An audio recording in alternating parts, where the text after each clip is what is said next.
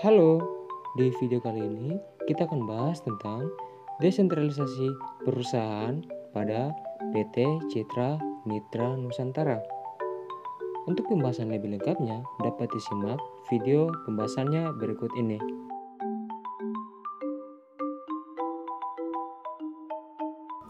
Apa itu desentralisasi perusahaan? Di sini kita akan membahas tentang pengertian, faktor-faktor, tujuan, dan alasan-alasan dari desentralisasi. Bagian yang pertama yaitu pengertian desentralisasi secara umum. Menurut Patrick Seals, desentralisasi adalah penyerahan wewenang dari tingkat pemerintahan yang lebih tinggi kepada pemerintah yang lebih rendah, baik yang menyangkut bidang legislatif, yudikatif, atau administratif. Nah, dari pengertian desentralisasi secara umum kita bisa mengetahui pengertian desentralisasi perusahaan. Desentralisasi perusahaan adalah memberikan lebih banyak wewenang dan tanggung jawab pengambilan keputusan kepada bawahan. Yang kedua yaitu tujuan desentralisasi dalam perusahaan adalah untuk mendorong fleksibilitas. Itu membantu pengambilan keputusan yang lebih cepat, yang pada gilirannya dapat mempercepat respon. Selain itu juga untuk meningkatkan pemberdayaan. Desentralisasi memberi staf garis depan kekuatan, wewenang, dan tanggung jawab untuk membuat keputusan dengan segera.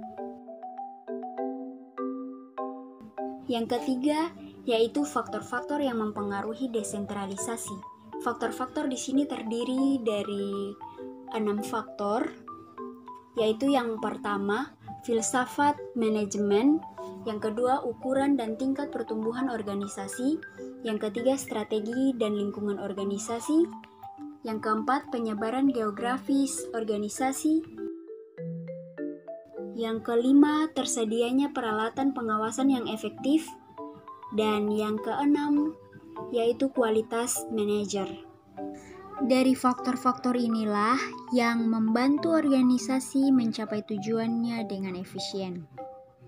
Bagian yang keempat, yaitu alasan-alasan melakukan desentralisasi. Yang pertama, kemudahan untuk pengumpulan dan pemanfaatan informasi lokal. Kualitas keputusan dipengaruhi oleh kualitas informasi yang tersedia. Kemudian yang kedua yaitu kemudahan fokus manajemen pusat. Dengan mendesentralisasi keputusan-keputusan operasi, manajemen pusat bebas berperan dalam upaya perumusan perencanaan dan pengambilan keputusan yang strategis.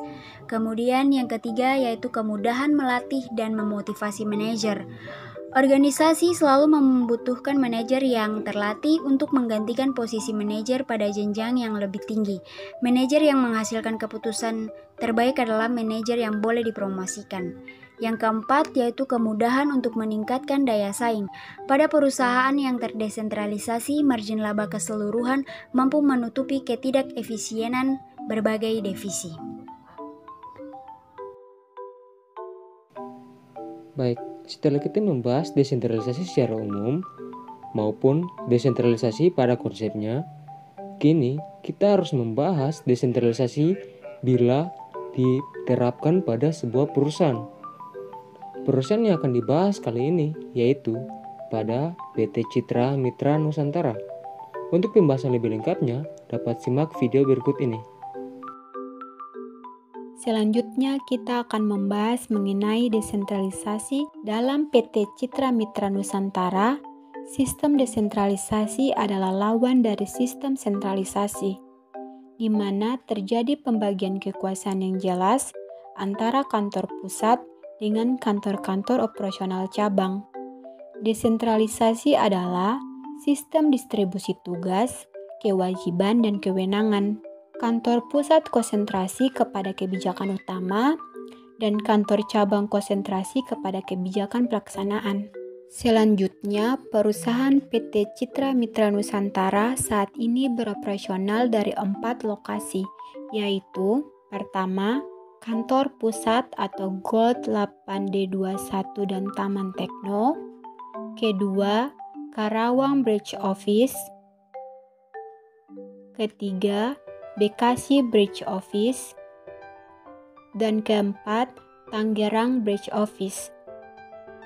Lokasi tersebut akan terus berkembang dengan pembentukan cabang-cabang operasional lainnya.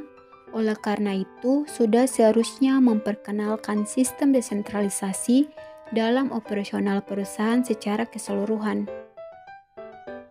Selanjutnya, strategi Development Division sedang menggondok sistem desentralisasi bertahap akan diterapkan di organisasi CMN.